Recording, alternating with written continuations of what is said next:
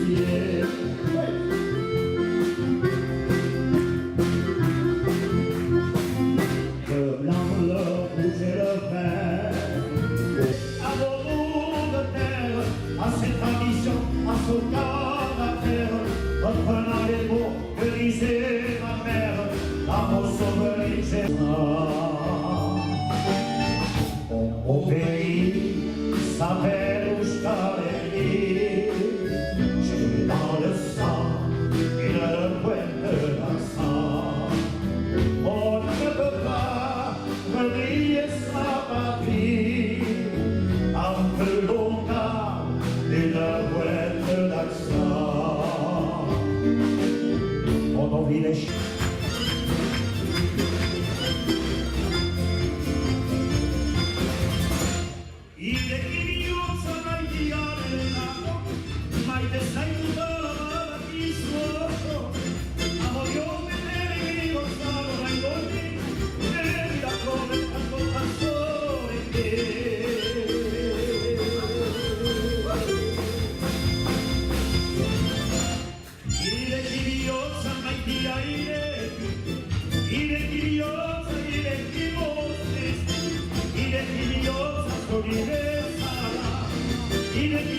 plongé dans le noir, je crois m'apercevoir. Affirmant la mère et le enfant, les formes de schéma.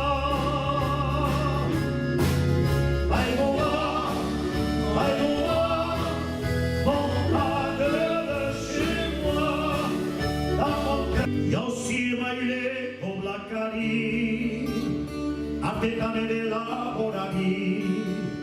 E si a me se tanari, ora noi sansire, e ciao iruri, cano amico poeta, e da soide vai tagari. Et un bouquet de tournettes, ce soir, que yo se planète.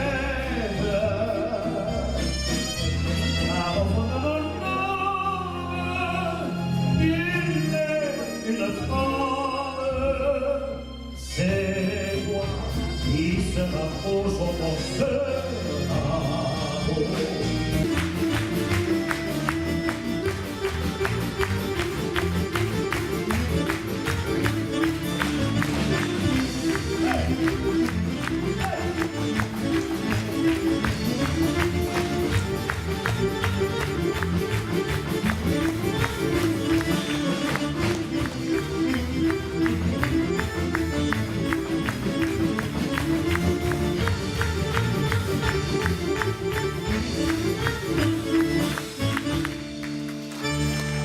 Plusieurs auteurs du canton de Hagetmau étaient présents ce week-end au Salon du Livre de Jaune.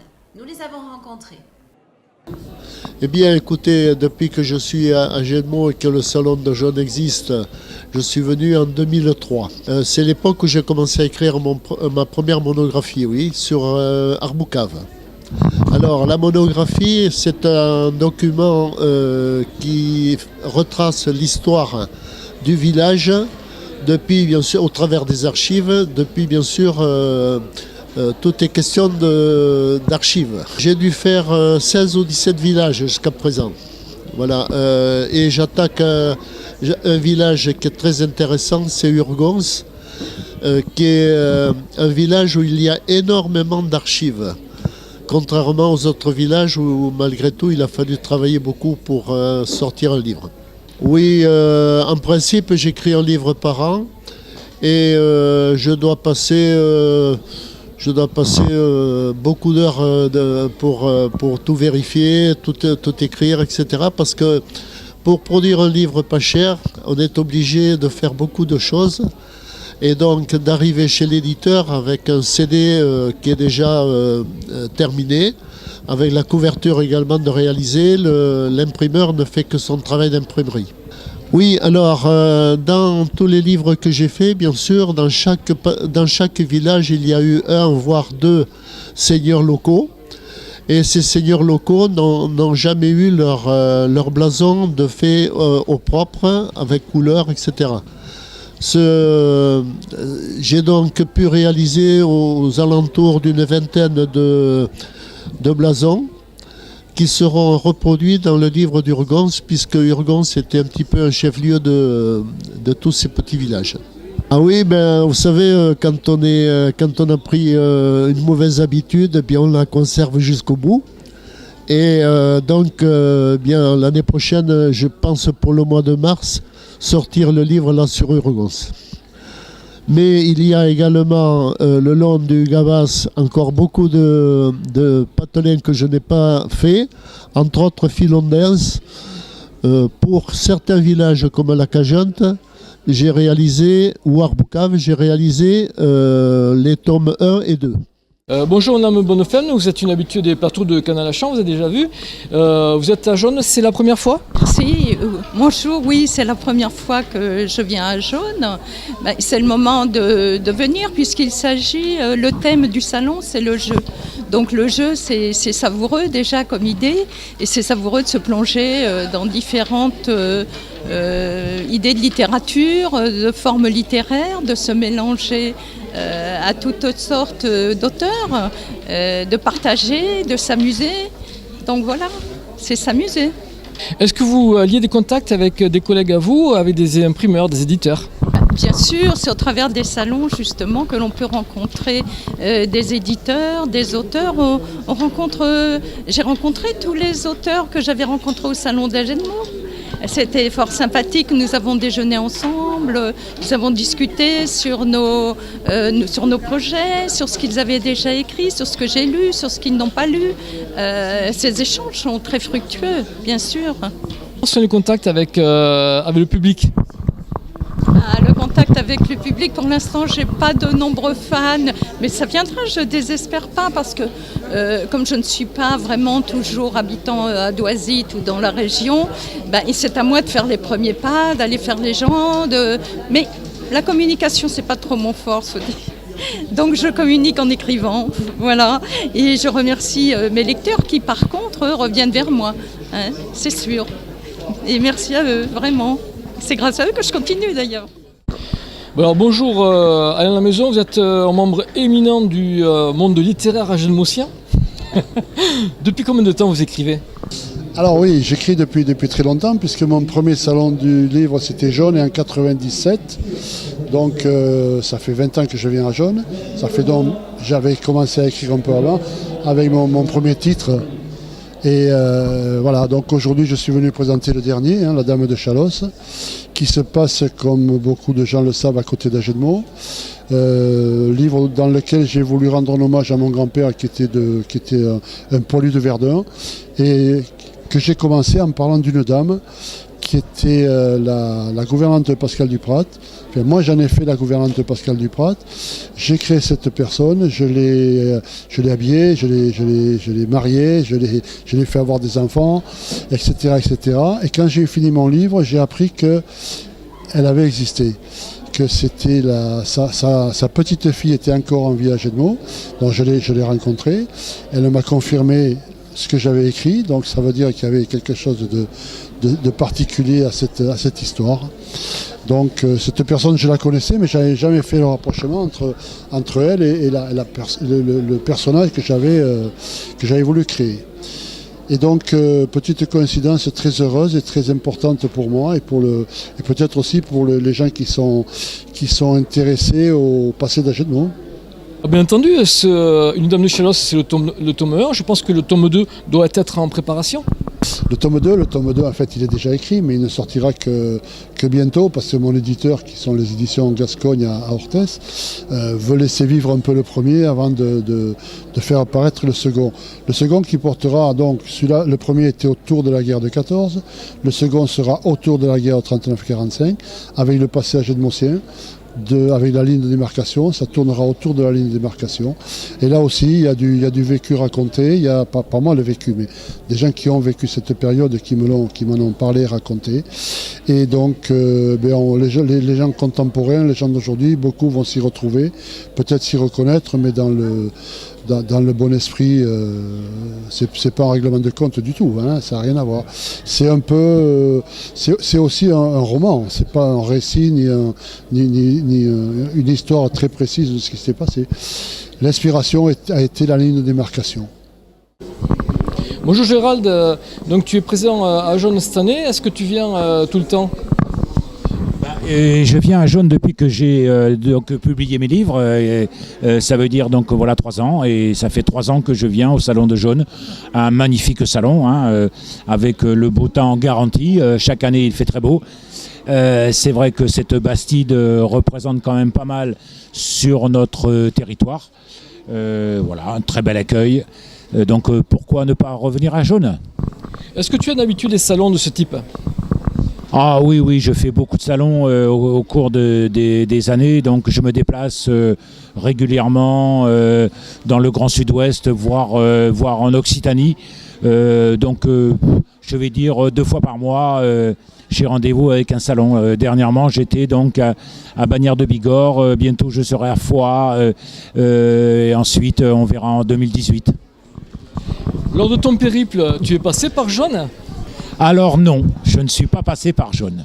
Ce n'est pas le chemin du puits Jaune, donc je ne suis pas passé par Jaune. C'est un regret, mais moi, j'étais parti pour suivre véritablement le vrai chemin, donc il était hors de question que je me détourne du chemin. Donc le second tome est sorti, tu as un 3e livre en préparation ?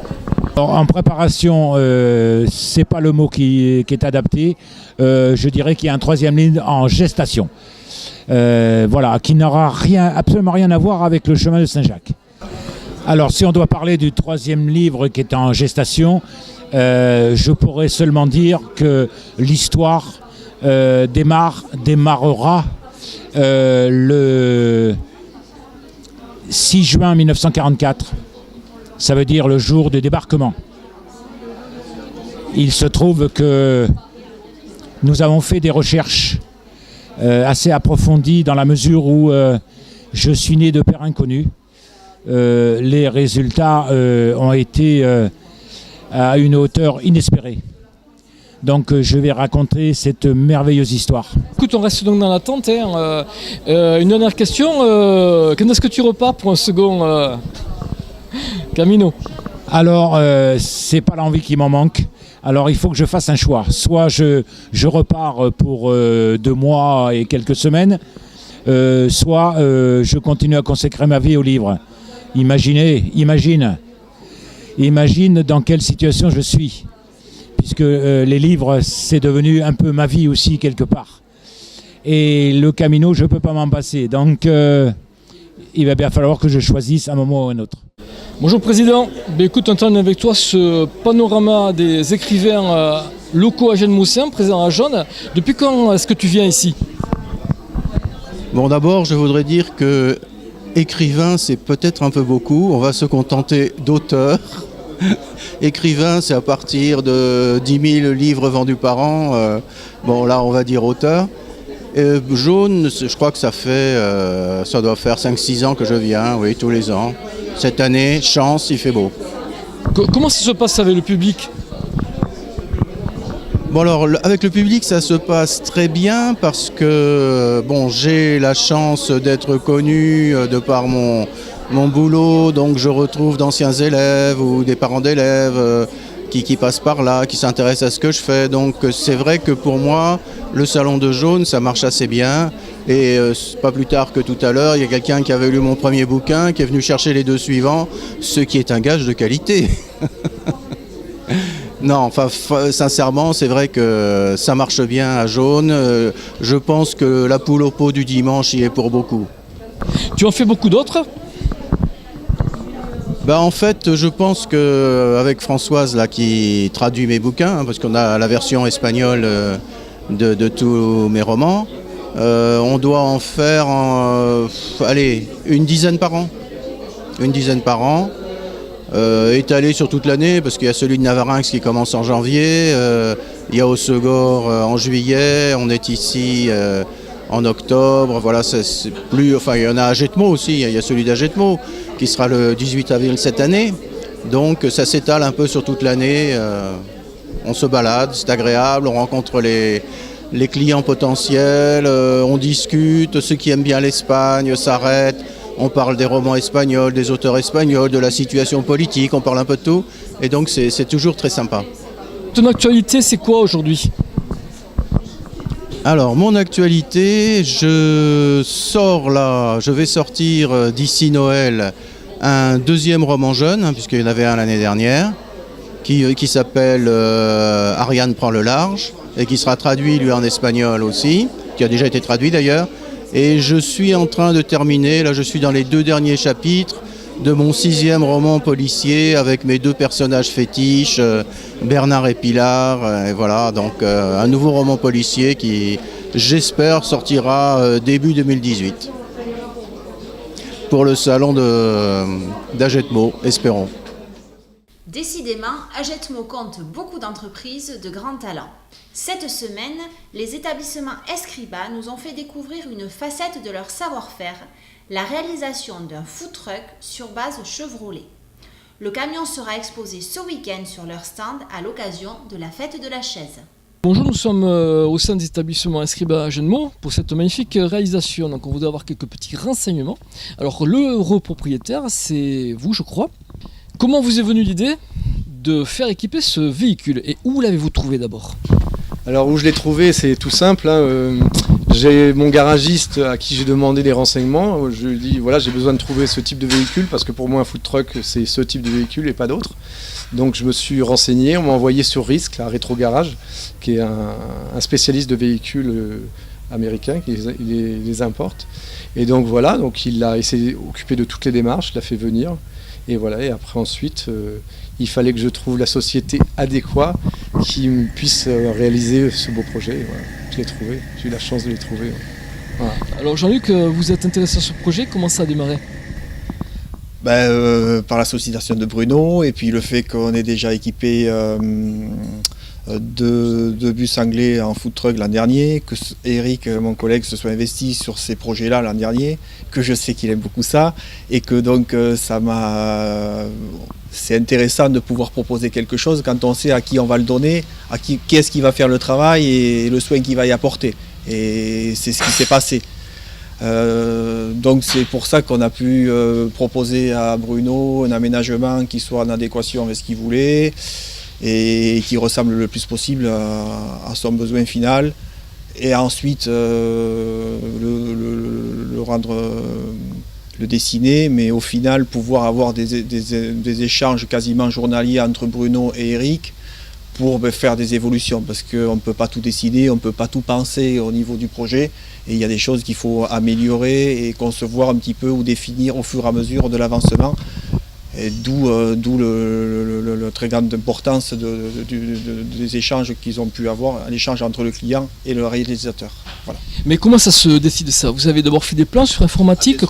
Alors la première étape, ça a été d'aller avec Bruno au garage, donc à Risque, là, de voir le camion, parce que je ne savais pas à quoi je m'attendais, et de voir et puis de penser un petit peu, grosso modo, qu'est-ce qu'on allait pouvoir y aménager dedans, prendre des dimensions, le gabariser, enfin voilà, donner des dimensions d'ensemble, et ensuite définir les différentes zones de travail.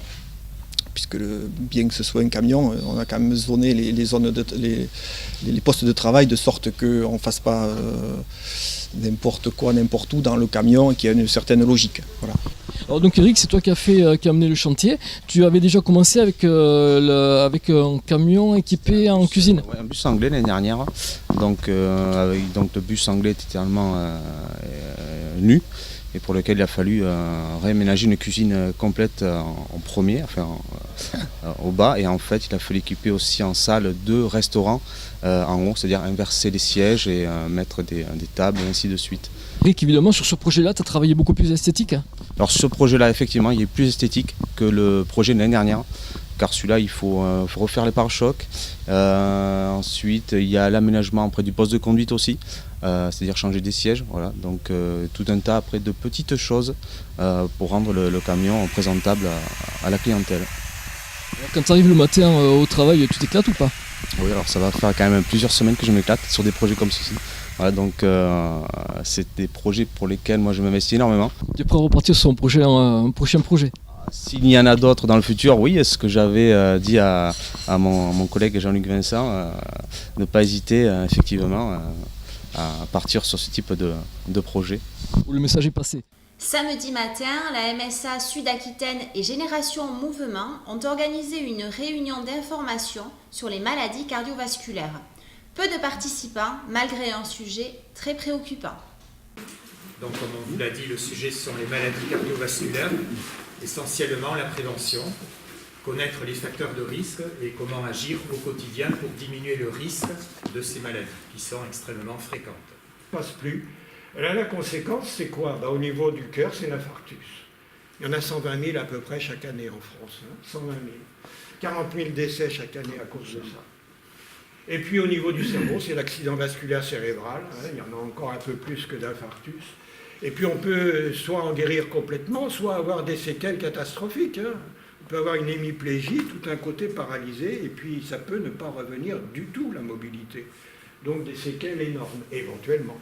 Au niveau de l'artérite, ça peut entraîner une amputation, on est obligé de couper. Voilà, toutes les conséquences les plus fréquentes de l'athérosclérose. Artérite, voilà. Ça, c'est 3 facteurs de risque contre lesquels on ne peut rien. On ne peut pas empêcher de vieillir, on ne peut pas changer de sexe, et on ne peut pas renier ses parents.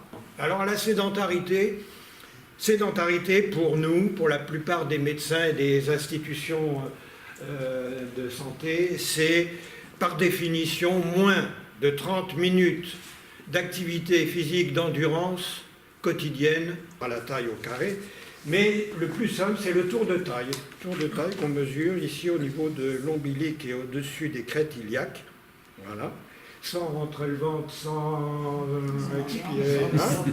Et si c'est supérieur à 80 chez la femme, c'est anormal.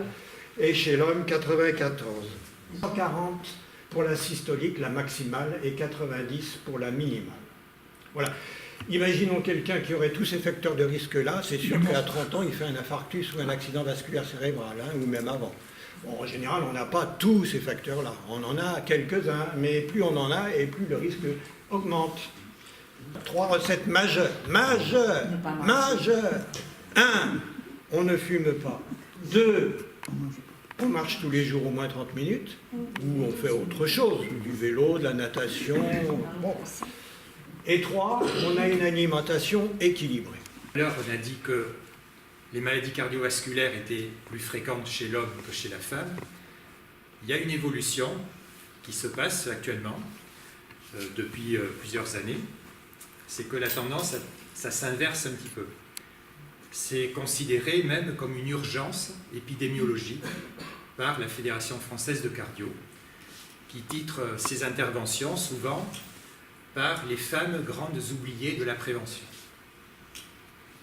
Vous voyez que les maladies cardiovasculaires, ça touche une femme sur 3, c'est beaucoup plus que le cancer du sein. De l'anatomie de leurs artères, il y a des différences. Les artères féminines sont un peu plus fragiles, plus fines, elles se spasment plus facilement. Donc, à facteur de risque égal à ceux des hommes, malheureusement, elles sont atteintes plus fréquemment de conséquences cardiovasculaires. Le risque, vous avez bien compris depuis le début, sont modifiables pour la plupart d'entre eux. Pas le sexe, pas l'âge, pas l'hérédité, bien sûr, mais tout le reste. Pas de tabac, alimentation méditerranéenne et activité physique. Alors, j'ai mis plusieurs fois par semaine. C'est minimum pour celui qui est sédentaire, qui ne bouge pas du tout. Au minimum 3 fois par semaine, il faut commencer, puis 5 fois par semaine, et puis l'idéal, c'est tous les jours. Que l'idéal, c'est d'avoir une alimentation équilibrée.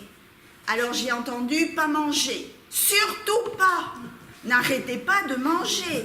Nous les femmes, on devrait être autour de 100-130 grammes de viande de poisson ou d'œufs par jour.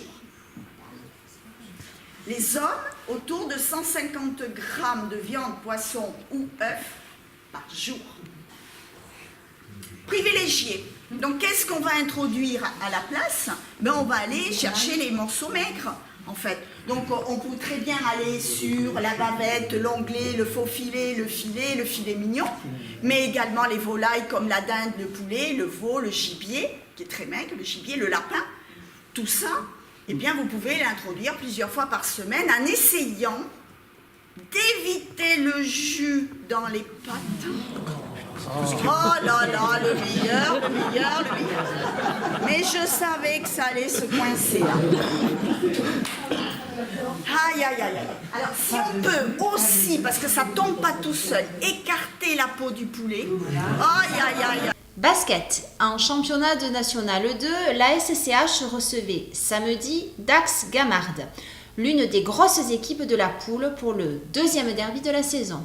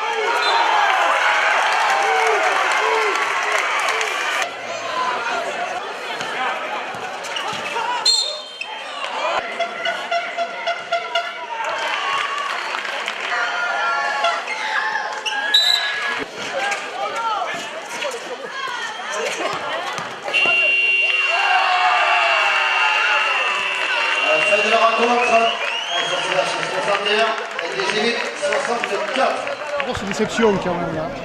Bah, déception parce que on est devant pendant 39 minutes 0-4 et on perd, mais bon là clairement c'est un manque d'expérience parce que en face sur tous les choix c'est fort. Je pense qu'on manque 1 minute d'expérience. Voilà. C'est des petits moments, on prend 8-0 au 4e quart-temps, on perd un ballon stupide, voilà. C'est des petits trucs comme ça qui fait qu'on est pour l'instant pas prêt à faire mieux que ça, mais il y a bon espoir quand même. Merci de votre attention, à la semaine prochaine. Au revoir.